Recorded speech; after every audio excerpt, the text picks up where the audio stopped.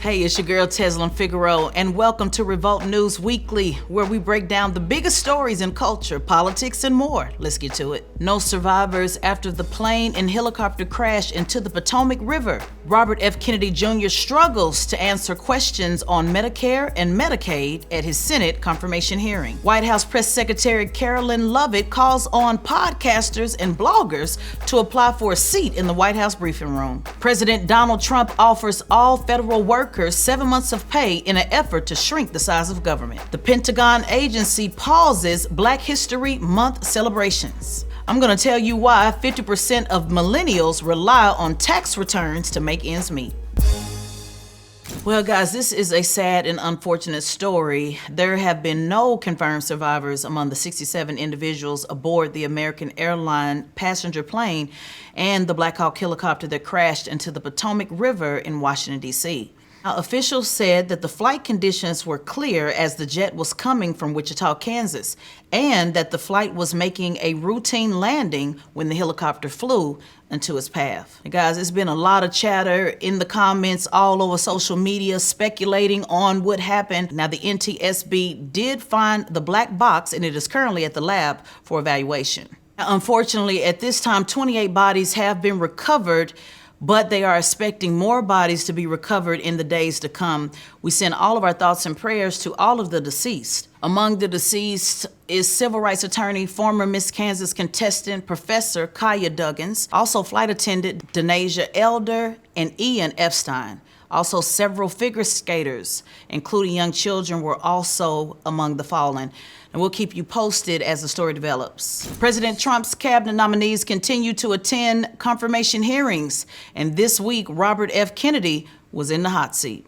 Robert F. Kennedy Jr. is President Trump's nominee for Health Secretary, and he was questioned all week about his experience and plans if he was nominated as Health Secretary of the United States. During the hearing, Robert F. Kennedy had difficulties responding to questions by the Republican Congressman and medical doctor Bill Cassidy from Louisiana. Representative Cassidy asked him a simple question about how he would integrate Medicare and Medicaid. Take a look. How do you propose that we integrate those programs? Does Medicare pay more, Medicare pay less, Medicaid pay more, Medicaid pay less? How do we do that? I'm not exactly sure because I'm not in there. I mean, it is difficult to integrate them. I do not know the answer to that. I look forward to exploring options with you. It is uncertain when the hearing committee will actually vote to confirm Mr. Kennedy, but they still getting it popping on the floor, guys, so make sure you watch and we'll keep you updated right here. Now, this is something else right here, guys. Press Secretary Carolyn Lovett encouraged content creators, bloggers, podcasters, YouTubers who want to get into the White House press briefing room. Well, now's your chance. She said she's opening up the door for all of the new media to come on in the room. Now, applicants need to pay for their own travel to Washington. Ain't nobody gonna give you no free ride. And also remember that you still need to pass a security background check. For those in the back, you still have to pass a background check and pay for your own way to Washington, D.C. Now, Lovett said that the podcasters and the bloggers and the YouTubers, they'll get a chance to ask their questions first. And the traditional media, you gonna have to wait in line. Now, you're probably wondering, why is she doing this? Well, she said, as long as you are creating news content and you're independent, you in the building.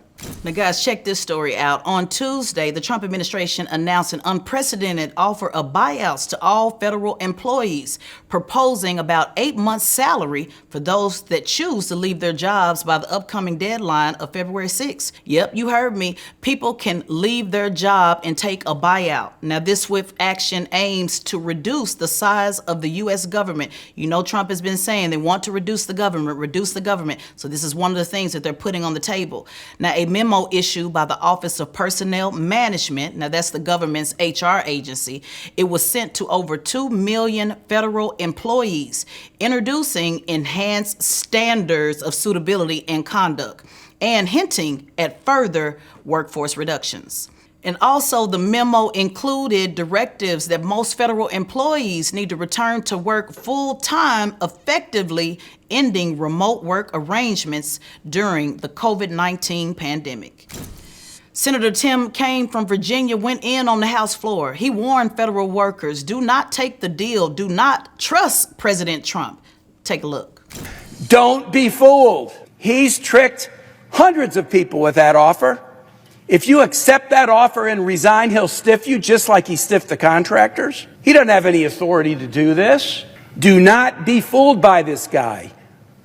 You were here before he was here, and you'll be here after he was here. Show up for work, be diligent, serve Americans every day, make their life better, answer their phone call, give them an answer, track down their constituent call.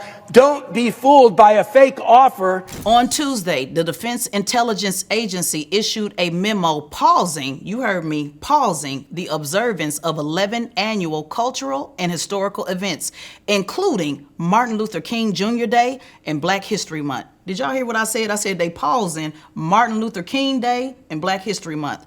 Now, this action is in response to President Donald Trump's executive order issued on January 20th, which ended diversity, equity, and inclusion programs across the federal government. So for those of you that are out there saying we don't need DEI, this is how DEI will also play a role in celebrating our historic leaders such as Martin Luther King.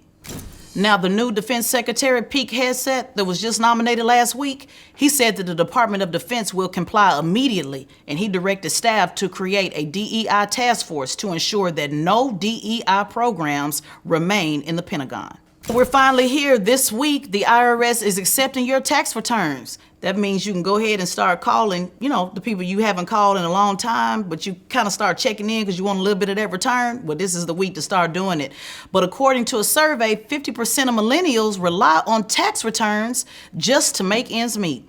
37% of Americans depend on tax returns to cover essentials, including 50% of millennials.